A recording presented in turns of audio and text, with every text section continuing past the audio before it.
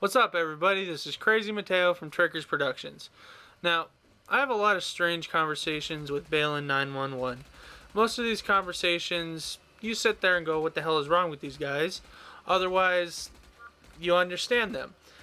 But the first one I want to discuss with you is how some YouTube groups are much like terrorist groups. Now, I'm going to pass you over to Balin 911 so he can explain this one to you. So yeah, that's what's Crazy Mateo.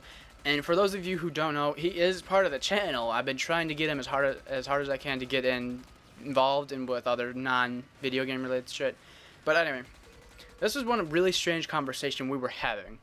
Now, here's the thing. After the government had reported that Osama bin Laden was killed, it was in my mind, the first thing I thought was, in the next couple of days, I have a strange and very strong feeling that, America is going to get attacked.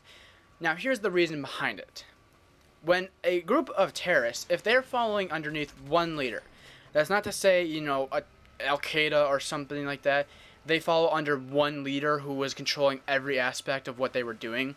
But this is assuming some terrorist group does do that. It relates.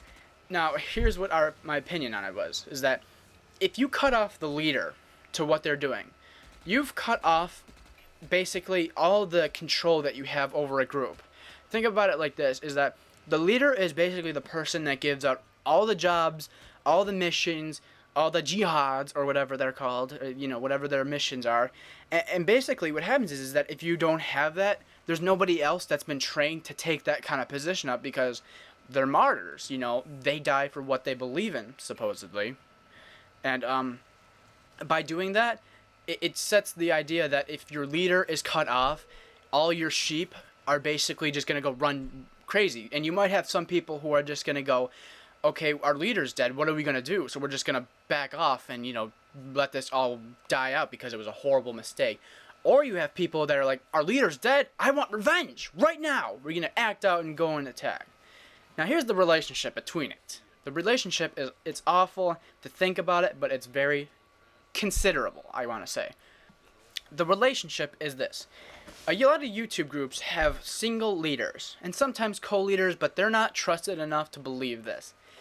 A group maybe such as a sponsorship channel, like Hazard Cinema, Predator Cinema. I mean, I don't want to list too many names off directly. I'm just talking of people who are broad terms. And a lot of these people who have only one leader of their channel, but they have multiple people that work underneath them or work with them. Now, a lot of these people don't have their own capture cards or own means of recording things. So, if you think about it, if the leader of a group basically dies or something happens, they just get cut off from what they're doing, all the people that work underneath you, they're not going to go crazy and start bombing people. That would not make sense. But basically, the whole entire group's just going to die out. And you might have people who retaliate and like, oh, our leader betrayed us or he left us or something like that. And they'd make their own new YouTube channel or something like that. And basically by that, they take initiative to start something else that could be potentially awesome or potentially horrible. And then the other people as well as go, they're like, oh, our leader's gone. I don't have anything to do. So I'm just going to go back to school and work and focus on that. As much as a horrible comparison that might be, that's still what we compared it to. And in terms of thinking about this kind of thing, we tend to do this a lot when we're very tired and it's 3 o'clock in the morning. We tend to sit there and just think of really random shit. Like, what would happen if cloning technology reached humans and then the government got a hold of it and we started a war like iRobot? As much as it may sound crazy, we don't just go off on random tangents, but we put logic into a lot of situations, and we'll try to do more of these. We want to hear what you guys have to think about this, so we'll see what happens. Let us know, leave a comment, and let us know what you think about this comparison, because this is obviously a way out of their comparison, and a lot of people are going to be like, what the fuck is wrong with you? But if you actually analyze both aspects of what we said, you can see they're very similar. But that's it for now. Don't forget to comment and tell us what you think, and we'll try to think of more things to incorporate. So that's it for now, guys.